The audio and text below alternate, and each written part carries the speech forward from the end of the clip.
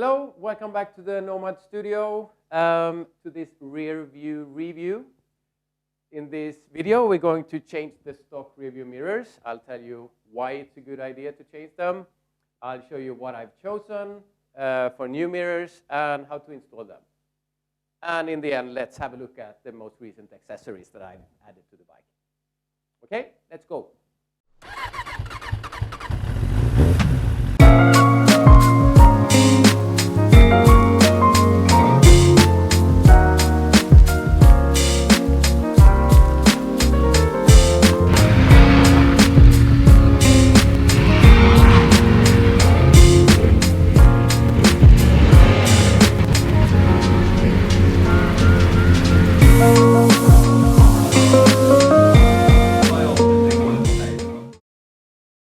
Okay, so first of all, why is it a good idea to change rear view mirrors to something more appropriate for off-road? And one thing is that, an annoying thing is that these come loose sometimes and they get all flappy and I have to pull over and tighten them. But the worst part is that if I push these in this direction, they tighten. The thread is tightening. Yes. So all the force is taken up into this. And this whole thing is one piece of metal. So if you get a crack here, you see this is the brake fluid reservoir. And if you get a crack, you can actually lose all the brake fluid. And it's a quite expensive thing. You have to change this whole block. So it could be end of that ride. So if you're going off-road, you may fall over, you may knock these and crack these parts of the metal, and that's no good. So there are more suitable rear view mirrors for off-road riding. And in hindsight, I've been close a couple of times, so it's time to change these. Okay, so what mirrors have I chosen to replace these stock mirrors with? I chose mainly between two different mirrors.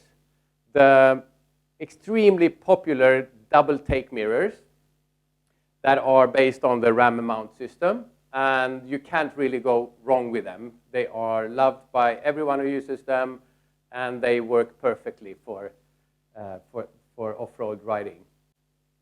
And you also have the handguard mounted Rottweiler quick flip mirrors. It's been quite hard to choose between those two because I like what I see in both of them. So I've chosen the Rottweiler system, but the Rottweiler quick flip mirrors are quite expensive.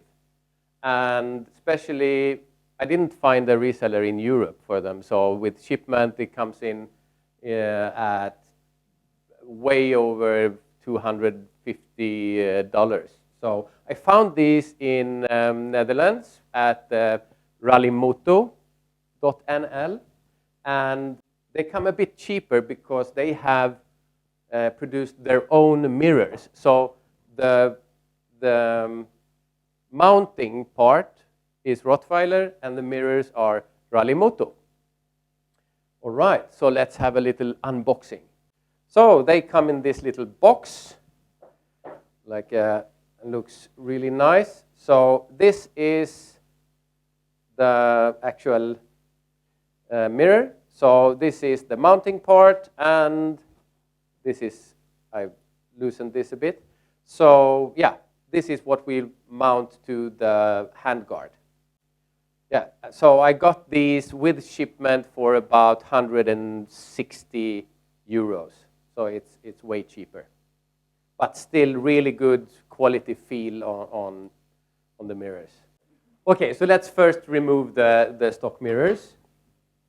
Just loosen these guys. I have the carb controller there, so I have to find a new solution for that. But let's just remove these like that. So I have removed the rear view mirrors, and honestly, I haven't looked back since. So these guys are going to be mounted in the handguard like this, and they can be positioned. So that's really one of the reasons that I chose I call them the Rottweiler mirrors, even though it's the Rallye-Motos. What I've heard is that the standard rearview mirrors are up here, and they create turbulence. So some reviews from this claim that there's a lot less turbulence when riding. So I'm really curious about finding that out, how that works. So we're actually going to mount them here and, yeah, be rid of all this. So the double take mirrors that I didn't choose, they are up here. You can fold them in when you go off-road, but then they cover all the instruments and everything. So I hope this is going to be a really clean solution. They are, I think, a little bit more sensitive to falling if they are struck by something, but yeah, we'll try that. So this is going to be mounted on the inside of the handguard. They are made mainly to be used on KTM stock handguards. So these are the Acerbis X Factor. And it's not completely flat here. And I've looked at someone else who did this, and it have to Dremel away a piece here because there's sort of a ridge here that will prevent us from mounting this very good. But when it's done, it will look like this pretty much. And I can then, yeah, put them in different angles and so on. So it's a little bit complicated in this case, mainly for the X Factor handguards. But yeah, it's a job that I can actually see myself doing.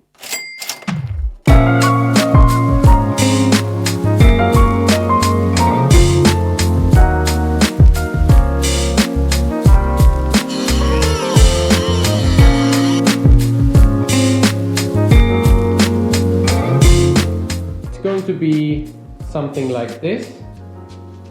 And I need to drill 2 holes in the metal here and just screw them in there, making sure that they have enough room to be adjusted and things like that. One good thing with the mirrors are that they send 2 spare mirror glasses in the box. And this is the first mirror. I dropped I dropped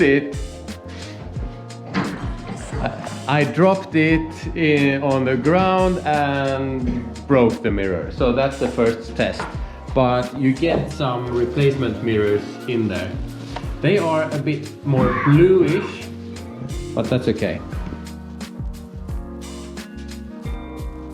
Okay, so now we mounted it. We drilled 2 holes, mounted it here, and yeah, so now we need just to put this back on top and cover up all the mishaps that I did. But like that, and it looks quite good so far. So let's mount this again. Okay, this is in place. Feels great, clean. And now I'm going to do the other one just quickly. But first, some time for self-reflection. It's hard work to do all these things yourself. Again, so like that. Okie doke. Like that. And the 2 bolts there. I don't think it will weaken this too much. So let's see if I see anything. I thought I saw a pussycat. This works, I think, actually. I see the edge of my shoulder. And here I can see, yeah. Voila! So these are the Rottweiler mounts with the Rallymoto mirrors. The spare ones, actually, because I broke them already. Okay, so now let's take a quick look at the current state or version of my Tenere 700. Mirrors in place, and I have the engine guards. I don't like the crash bars, so I went for the GB Racing engine covers, like this, and very easy install. You had to remove some screws. There were some warnings about you could lose some oil while doing that, but I didn't. It was so cold, so that it was like chewing gum anyway. On the other side, same thing on the other side. This engine cover goes out here. It does not cover the water pump, but our black elf smith in Italy, Mr. Mucci, with the GP Mucci plate, he's working on some sort of cover here that extends this plate, so that'll be good. Yeah. So, and I put this Touratech brake pedal extension. It makes it a little bit higher and bigger, so it's really easy to hit it. So that's good. And finally, I added the chain guard from Yamaha, the OEM one, to protect from, if I get branches or anything in here, it will be stopped here and not get chugged into the sprocket.